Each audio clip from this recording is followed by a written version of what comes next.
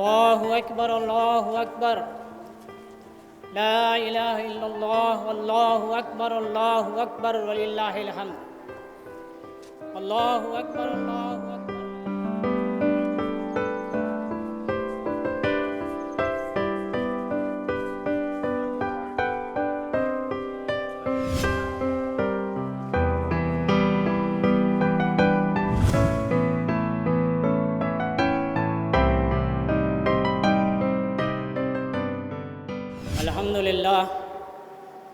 الحمد للہ نحمده ونستعینه ونستغفره ونؤمن به ونتوکل علیہ ونعوذ باللہ من شرور انفسنا ومن سیئات اعمالنا من يهده اللہ فلا مضل له ومن يضلله فلا هادي له ونشهد ان لا الہ الا اللہ وحدہ لا شریک له ونشهد ان سیدنا ومولانا محمدا عبدہ ورسولہ صلی اللہ علیہ وسلم وآلہ واصحابہ وازواجہ اجمعین۔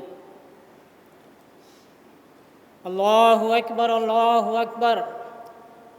لا الہ الا اللہ واللہ اکبر وللہ الحمد اللہ اکبر لا الہ الا اللہ واللہ اکبر وللہ الحمد اللہ اکبر لا الہ الا اللہ واللہ اکبر وللہ الحمد۔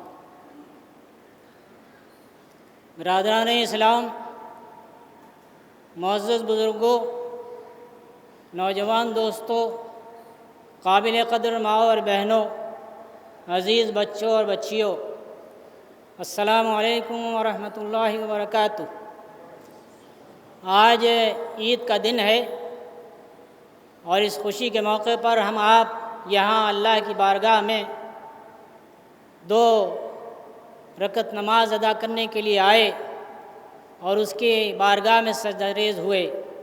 اللہ تعالیٰ اس عبادت کو قبول فرمائے اور اس خوشی کا جو اصل سبب ہے آپ حضرات جانتے ہیں کہ یہ مہینہ جو گزرا ہے، شہر رمضان الذی انزل فیہ القرآن ھدی للناس وبینات من الھدی والفرقان، یہ شہر رمضان جو گزرا ہے، جس کے روزے ہم نے رکھے ہیں، جس میں اللہ تعالیٰ نے ہم پر روزے فرض کیے۔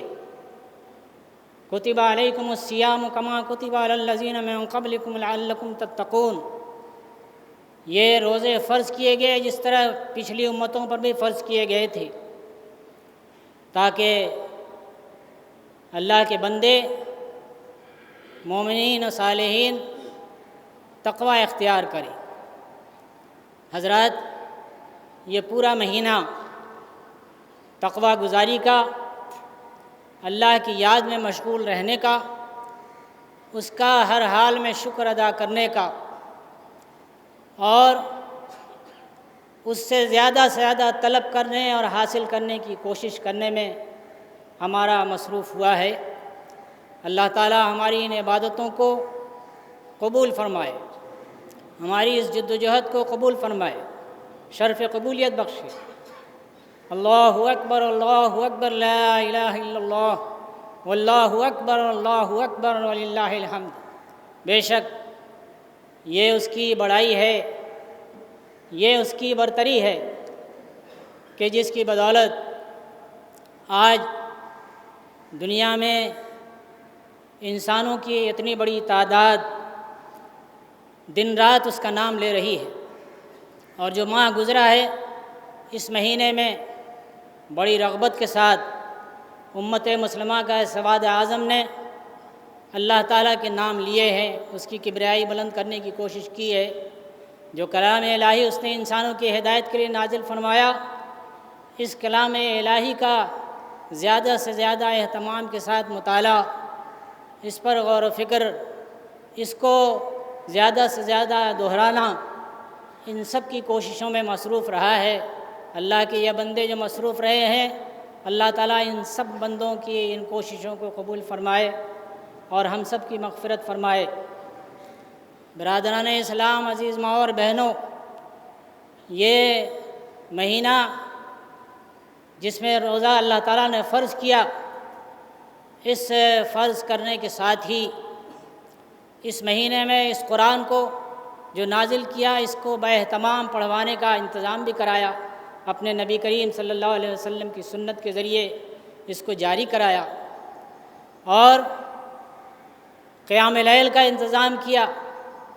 یہ فرمایا نبی کریم صلی اللہ علیہ وسلم نے کہ جس نے ان ایام کے روزے ایمان اور احتساب کے ساتھ رکھے، اس کے پچھلے گناہ معاف ہو گئے، اور جس نے اس رمضان کے مہینے میں قیام لیل کیا، راتوں کی نمازیں ادا کی اور اس میں اللہ کے اس کلام کو پڑھا، زیادہ سے زیادہ اس کا اہتمام کیا، اس کی مغفرت بھی انشاءاللہ ہوگی۔ اللہ تعالی ہمارے آپ کے روزوں کو، قرآن کی ان تلاوتوں کو اور اس پر غور و فکر کو قبول فرمائے۔ اللہ اکبر، اللہ اکبر، لا الہ الا اللہ، اللہ اکبر، اللہ اکبر، وللہ الحمد۔ حضرات، اس مہینے میں اللہ کے رسول صلی اللہ علیہ وسلم نے اس بات پر بھی ابھارا کہ اللہ کے بندوں کا بھی زیادہ سے زیادہ خیال کیا جائے، ان پر خرچ کیا جائے۔ زکوٰۃ کی ادائیگی کے بارے میں یہ فرمایا کہ اس مہینے میں ادا کرنا عام دنوں کے مقابلے میں 10 گنا زیادہ اجر و ثواب کا ہوگا، مستحق ہوگا۔ اس لیے ہم دیکھتے ہیں کہ مسلمانوں کی بڑی تعداد رمضان المبارک میں ہی جو صاحب نصاب ہیں وہ زکوٰۃ نکالتے۔ صرف زکوٰۃ ہی تک نہیں، بلکہ اس مہینے میں غربا مساکین کو زیادہ سے زیادہ کھلانے اور ان کی ضروریات کو پورا کرنے کے سلسلے میں روزہ داروں کو افطار کرانے اور اس میں بھی خصوصاً غربا مساکین کا خیال رکھنے کے سلسلے میں ترغیب دلائی۔ اور پھر آج جو عید کا دن ہے، اس موقع پر بھی عید الفطر جو فطرے ادا کیے جاتے ہیں، اور جیسا کہ آپ نے سنا ابھی مولانا سے، نماز سے پہلے اس کی ادائیگی کی کوشش کی جائے، کیونکہ یہ جو بدنی عبادت مہینے بھر ہم نے کی ہے، یہ اس کی زکوٰۃ ہے، اصلاً اس کی زکوٰۃ ہے۔ اور کیونکہ اس میں ہم سے جو کوتاہیاں رہ گئیں، ہم سے جو فضول گوئی اور فضول باتوں میں ہمارے کچھ اوقات صرف ہو گئے اس ایام میں، ان سب کا بدل ہو جائے، اس کا مداوع ہو جائے، اور ساتھ ہی غریبوں کی، مسکینوں کی مدد بھی ہو جائے۔ کوئی غریب ایسا نہ ہو جو اس وقت مسجد میں آنے سے محروم رہ جائے، عیدگاہ آنے سے محروم رہ جائے، عید کی خوشیوں میں شریک ہونے سے محروم رہ جائے۔ یہ چھوٹی سی رقم تو ضرور ہے، یہ معمولی سی مقدار تو ضرور ہے فطرے کی، لیکن یہ پوری امت کو اس بات کا شعور دیتی ہے کہ اپنا غریب سے غریب بھائی بھی آج اس عیدگاہ میں آنے سے محروم نہ رہے، اس کا خیال کرو۔ جب اس بات کا خیال اس دن کے لیے اور اس وقت کے لیے تھوڑی دیر کے لیے ہے، تو پوری زندگی جو غربا اور مساکین کی غربت میں، مسکنت میں اور بدحالی میں گزر رہی ہے، ان کے ان حالات کو بدلنے اور اس سلسلے میں کوشش کرنے کے سلسلے میں کیسے تعلیم نہیں دی جاتی۔ زکوٰۃ کا یہ پورا نظام اور مالیات کا جو پورا نظام ہے اسلام کا، وہ دراصل غربا اور مساکین کو اس مقام پر لا کھڑا کرنا ہے کہ وہ گداگری سے محروم ہو جائیں، اس کی نوبت نہ آئے، کسی کے سامنے ہاتھ نہ پھیلائیں اور کسی کا ہاتھ نہ پکڑنے جائیں، بلکہ خود ان کو دیا جائے۔ اسلام کی یہ تعلیم یہ دیتی ہے ہمیں دنیا میں دولت کی تقسیم کے سلسلے میں جو نابرابری ہے، نامساوات ہیں، اس کے نتیجے میں جو آپس میں چپقلشیں ہیں، جنگ ہے، ایک دوسرے کے ساتھ خون خرابے تک کی نوبت آتی ہے، اس سے بچنے کے لیے جن لوگوں نے طریقے اختیار کیے، وہ اپنا حق چھیننے کی کوشش کرتے ہیں۔ جو مظلوم ہے، جو محروم ہے، وہ اپنا حق چھیننے کی کوشش کرتے ہیں، یا پھر ہاتھ پھیلاتے ہیں، مجبور ہیں، اپنے سے اوپر والوں اور بڑوں اور دولت مندوں کے ہاتھوں کے سامنے ہاتھ پھیلا دیتے ہیں۔ اسلام نے ان دو میں سے کسی بات کو پسند نہیں کیا کہ کوئی انسان جس کو اللہ تعالیٰ نے اشرف المخلوقات میں پیدا کیا ہے، وہ اپنے بھائیوں کے سامنے ہاتھ پھیلائے۔ یہ جن کو دولت دی ہے ان کی ذمہ داری ہے کہ وہ ڈھونڈ کر تلاش کر کے جو ضرورت مند ہے ان کے ہاتھوں تک ان کو پہنچائیں۔ یہاں چھیننے کی تعلیم نہیں ہے، یہاں مانگنے کی تعلیم نہیں ہے، یہاں دینے کی تعلیم ہے۔ اور یہ کہا گیا کہ حق للسائل والمحروم، یہ جو تمہاری دولت ہے، جو تمہارے مال ہے تمہارے پاس، اس میں سائل کا اور محروم کا حق ہے، یہ ان کا حق ہے جو ان تک پہنچانا ہے۔ اگر ہم نے ان تک نہیں پہنچایا اور ہم سے کوتاہی ہوئی تو اس کا مواخذہ ہوگا۔ اللہ اکبر، اللہ اکبر، لا الہ الا اللہ، واللہ اکبر، اللہ اکبر وللہ الحمد۔ کیسی تعلیم ہے! اس نے انسانوں کے درمیان جو معاشی مسائل تھے ان کو اس طرح حل کر دیا کہ تیسرے خلیفہ حضرت عثمان کے دور میں رضی اللہ عنہ، ان کا دور آتے آتے غربا اور مساکین کی تعداد اس طرح ختم ہو گئی معاشرے اور سماج سے کہ زکوٰۃ اب وہاں لینے والے نہیں تھے۔ اب زکوٰۃ کے لیے کوئی شخص حقدار نظر نہیں آتا تھا، اور اسی لیے حضرت عثمان نے یہ اعلان کیا۔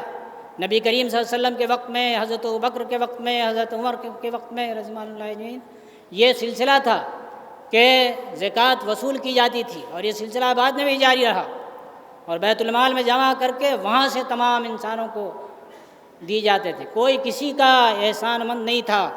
یہ اجتماعی جو امانت ہے، اس کے ذریعے انسانوں کی ضروریات پوری کی جاتی تھی۔ لیکن جب یہ ضروریات پورے کرنے کا سلسلہ ختم ہو گیا اور خوشحال ہو گئی، ویلفیئر اسٹیٹ قائم ہو گیا، اسلام نے قائم کر دیا، تو حضرت عثمان نے اس کی اجازت دی کہ جو لوگ اپنی زکوٰۃ اپنے قریب کے لوگوں کو دینا چاہتے ہیں وہ دے سکتے ہیں، بشرطے کہ اس کی اجازت وہ حاصل کر لیں۔ لیکن یہ اجتماعی نظام زکوٰۃ جو قائم کیا ہے اسلام نے، اس کو ہم نے بالکل کمزور کر دیا۔ اب ہر شخص ایک دوسرے کو صرف دیتا ہے، ایک دوسرے کا احسان مند ہوتا ہے، اور غریب ان کے سامنے ہاتھ پھیلاتے ہیں۔ اس سلسلے کو یاد کیجئے، جو دور شروع ہوا تھا اس دور کی طرف پلٹائیے اور کوشش کیجئے کہ وہ دور پھر آئے۔ اللہ اکبر، اللہ اکبر، لا الہ الا اللہ، اللہ اکبر، اللہ اکبر وللہ الحمد۔ حضرات، قرآن کے بارے میں یہ بات کہی گئی کہ ھدی للناس وبینات من الھدی والفرقان، یہ قرآن جو اس مہینے میں نازل ہوا ہے، جس کو ہم بار بار پڑھتے رہے، یہ تمام انسانوں کی ہدایت کے لیے نازل کیا گیا ہے۔ یہ صرف ہماری تلاوت کے لیے نہیں نازل کیا گیا ہے، یہ تمام انسانوں کی ہدایت کے لیے نازل کیا گیا ہے۔ ہم خود اس سے ہدایت حاصل نہیں کر پاتے، اس طرح تلاوت کرتے ہیں کہ سمجھتے ہی نہیں، جس کے نتیجے میں اب ہم بھی اس کی جو برکتیں ہیں، اس کی جو فیوض ہیں، اس سے محروم ہیں۔ پوری انسانیت کو اس سے باخبر ہونا چاہیے تھا، اور یہ ہماری آپ کی ذمہ داری ہے، ہر شخص کی، ہر مسلمان کی، کہ وہ اپنے بھائیوں کو جو اس ملک کے اندر ہیں، برادران وطن ہیں، ان تک اس قرآن کی تعلیم کو پہنچانے کی کوشش کرے اور بتائے کہ یہ قرآن کیا ہے۔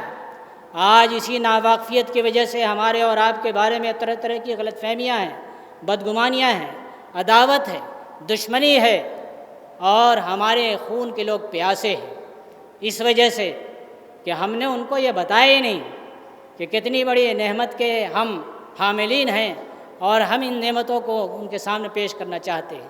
ہم نے یہ کام چھوڑ دیا، اس کے نتیجے میں ہمیں یہ سزائیں مل رہی ہیں۔ ہمیں اس کی طرف پلٹنا چاہیے، اور اللہ کے بندوں کو وہاں کے پکارے اس کی طرف دعوت دینا چاہیے، قرآن کا مطالعہ انہیں کرانا چاہیے، اور اس قسم کی باتوں سے اپنے آپ کو بچانا چاہیے جو معاشرے، مسلم معاشرے اور سماج میں پھیلائی جاتی ہیں کہ قرآن جو ہے صرف مخصوص لوگوں کے سمجھنے کے لیے ہے، عام لوگوں کے سمجھنے کے لیے نہیں ہے۔ یہ تمام انسانوں کے لیے نازل ہوا ہے، ہدایت ہے ان کے لیے۔ یہ تمام انسانوں کو اس سے سمجھنا ہے، اس کے مطابق عمل کرنا ہے زندگی میں۔ یہ قرآن ہمیں یہ بتاتا ہے کہ ہم اپنی شخصی زندگی کس طرح گزاریں، کن باتوں کا اہتمام کریں، کن باتوں سے رک جائیں۔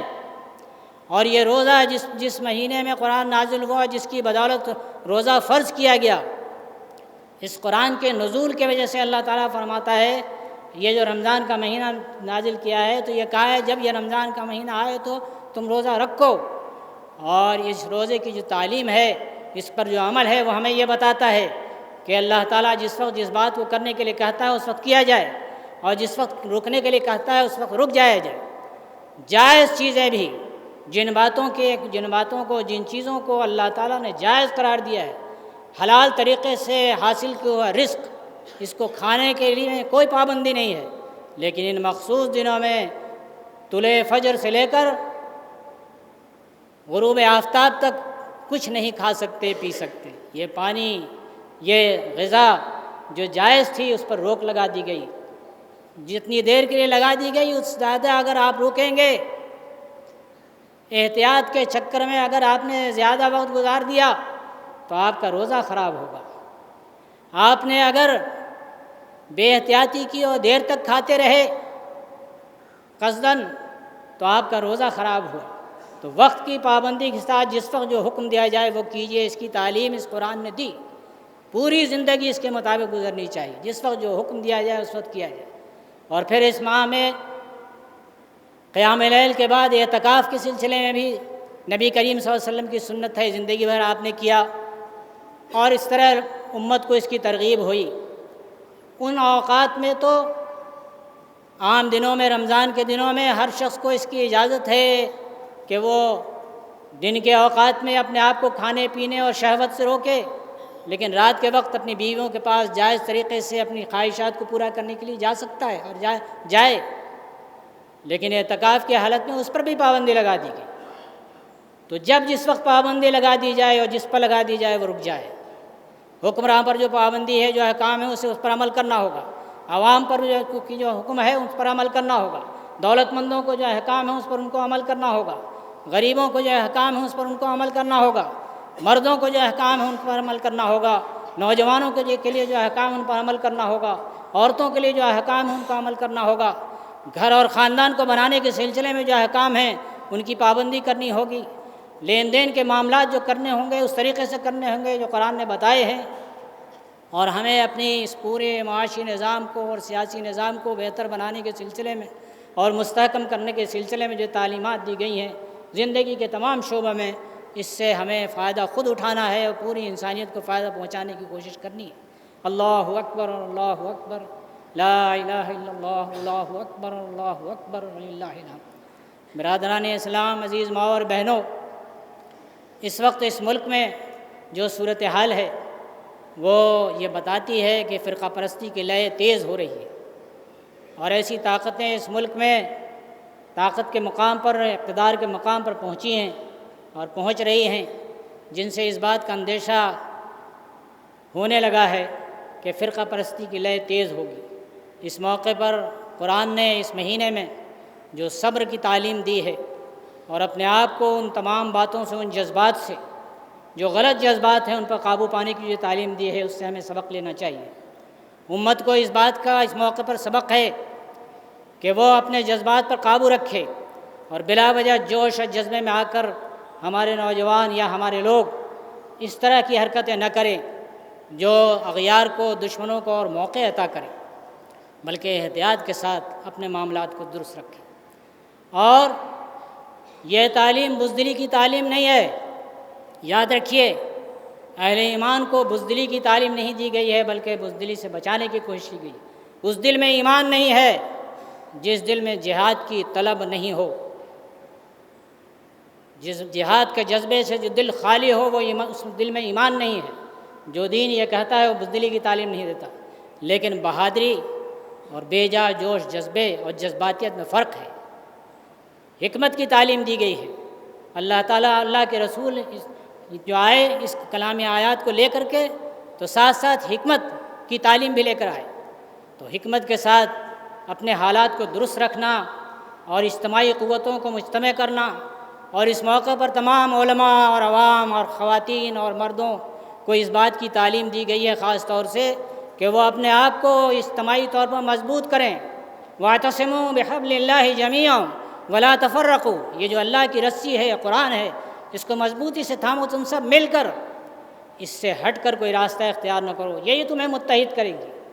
تو اگر قرآن کا صحیح مطالعہ ہو اور صحیح طور پر اس کے چلنے کا جذبہ ایک ایک شخص کے اندر ہو تو یہ پوری قوم متحد ہو سکتی ہے، اور تمام جماعتیں اور تمام مسلک کے لوگ متحد ہو سکتے ہیں۔ اگر اس کے برعکس وہ عمل کرتے ہیں تو دیکھنا چاہیے کہ وہ قرآن کی تعلیم کے خلاف کر رہے ہیں یا اس کے مطابق کر رہے ہیں۔ الحمدللہ رب العالمین، والصلاة والسلام علی رسولہ الکریم وعلی آلہ واصحابہ وآلہ الطاہرین واصحابہ اجمعین۔ اللہ اکبر اللہ اکبر، لا الہ الا اللہ، اللہ اکبر وللہ الحمد۔ حضرات، یہ دعا رمضان میں روزوں، قرآن میں روزوں کا ذکر جہاں آ رہا ہے اور فرض روزوں کے احکام بیان کیے جا رہے ہیں، ٹھیک بیچ میں اچانک دعا کی تعلیم آئی ہے۔ یہ دعا اصل میں مخ عبادت کا مغز ہے، اس لیے اللہ تعالیٰ نے اس کی طرف اپنے بندوں کو متوجہ کیا۔ ہماری یہ کوششیں کافی نہیں ہیں، ہماری یہ محنتیں کافی نہیں ہیں، اور یہ بھول نہ جاؤ کہ اللہ سے دعا کیے بغیر، اللہ کی استعانت اور مدد کے بغیر تم کامیاب ہو جاؤ گے۔ تو اور یہ کہا کہ بندوں کو میرے بتا دو میں بہت قریب ہوں، ان کی دعائیں سنتا ہوں، وہ ہم سے رجوع کرتے ہیں تو میں ان کی دعائیں سنتا ہوں، اسے پورا کرتا ہوں، ان کے قریب آتا ہوں۔ تو حضرات، ہم اس گھر میں آئے ہیں تو دعا کریں، اللہ تعالیٰ ہماری مدد فرمائے، اللہ تعالیٰ ہمارے تمام معاملات کو آسان فرما دے، اللہ تعالیٰ امت کے درمیان اتحاد کی قوتوں کو مضبوط کر دے، اللہ تعالیٰ اس امت کو جہاں کہیں بھی ہے، جس گوشے میں بھی ہے، چاہے وہ مصر میں ہو، چاہے وہ عراق میں ہو، چاہے وہ شام میں ہو، چاہے وہ فلسطین میں ہو، چاہے وہ چین میں ہو، چاہے افریقہ میں، ایشیا میں، امریکہ میں، جہاں کہیں بھی ہوں، اور جس مظلومی کی حالت میں ہو، اللہ تعالیٰ ان کی مظلومیت کو دور فرما دے۔ اے اللہ، ان کے قدموں کو جہاں کہیں بھی ہوں جما دے، انہیں مستحکم و مضبوط بنا دے۔ اے اللہ، اس امت کو جو دنیا میں پھیلی ہوئی ہے، اس پوری امت کو مضبوط و مستحکم بنا دے۔ اے اللہ، ہمارے اندر جو غفلت ہے، ہمارے اندر جو کمزوریاں اور کوتاہیاں ہیں، انہیں معاف فرما دے، انہیں درگزر فرما دے، اور ہماری ان کمزوریوں پر ہمیں قابو پانے کی توفیق عطا فرما دے۔ ہم کو اپنا گھر کو اسلامی گھر بنانے کی توفیق عطا فرما دے، اپنے نوجوان بچوں اور بچیوں کی اور چھوٹے بچوں اور بچیوں کی اسلامی دینی تعلیم و تربیت کی توفیق عطا فرما دے۔ ہمارے نزدیک دنیا طلبی نہ رہے بلکہ آخرت طلبی اصل بنے۔ دنیا اور آخرت دونوں حاصل کرنے کی تعلیم یقین دی ہے تو نے، لیکن آخرت سے ہم بھول گئے، آخرت کو فراموش کر دیا ہم نے، دنیا ہم پر غالب آ گئی۔ اے اللہ، ہم کو دنیا کے غلبے سے بچا لے۔ اے اللہ، ہمارے رزق میں وسعت عطا فرما، لیکن اس رزق کو اللہ کے بندوں کے لیے، اپنی دین کے لیے زیادہ سے زیادہ خرچ کرنے کی توفیق عطا فرما، اور ہمارے ہاتھوں کو روک نہ دے نیک کاموں میں، اچھے کاموں میں مال کو خرچ کرنے سے، اور اپنے جسم کو چرانے کی عادت نہ ڈال بلکہ اسے اللہ کے دین کی راہ میں لگا دینے کی توفیق عطا فرما۔ اے اللہ، ہمیں اپنی اوقات کو، اپنی صلاحیتوں کو اپنے دین کے لیے وقف کر دے اور اس میں لگا دے۔ اے اللہ، ہماری آنکھوں کی ٹھنڈک بنا دے، ہماری اولاد کو، ہماری امت کے تمام لوگوں کو۔ اے اللہ، ہم سب کو نیک توفیق عطا فرما۔ اے اللہ، ہم تیرے دربار میں آئے ہیں، جس سے مانگنے آئے ہیں۔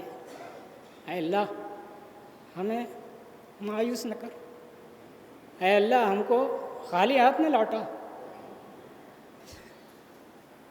اے اللہ، یہ امت اس وقت تیری مدد کی مستحق ہے، تو خوب جانتا ہے، ہماری مدد فرما۔ ہم کمزور ہیں، ہماری آزمائش زیادہ نہ کر۔ ہم جانتے ہیں کہ تجھے کھرا سونا پسند ہے، کھوٹا پسند نہیں ہے سکہ، لیکن ہم کیا کریں، ہم کھوٹے ہی زیادہ ہیں۔ اے اللہ، ہمارے اس کھوٹا پن کو دور فرما دے، اور جیسے کچھ ہیں اسے قبول فرما دے۔ اے اللہ، ہمیں مانگنا نہیں آتا اللہ تعالیٰ، اے اللہ، ہمیں مانگنے کا سلیقہ بھی سکھا دے، اور اے اللہ، ہماری دعاؤں کو قبول بھی فرما دے۔ بارک اللہ لنا ولکم فی القرآن العظیم ونفعنا بآیاتہ العظیم۔ ان اللہ یأمر بالعدل والإحسان وإیتاء ذی القربى وینہی عن الفحشاء والمنکر والبغی یعظکم لعلکم تذکرون ولذکر اللہ تعالی اعلی وعز وجل وأحم وأتم وأکبر۔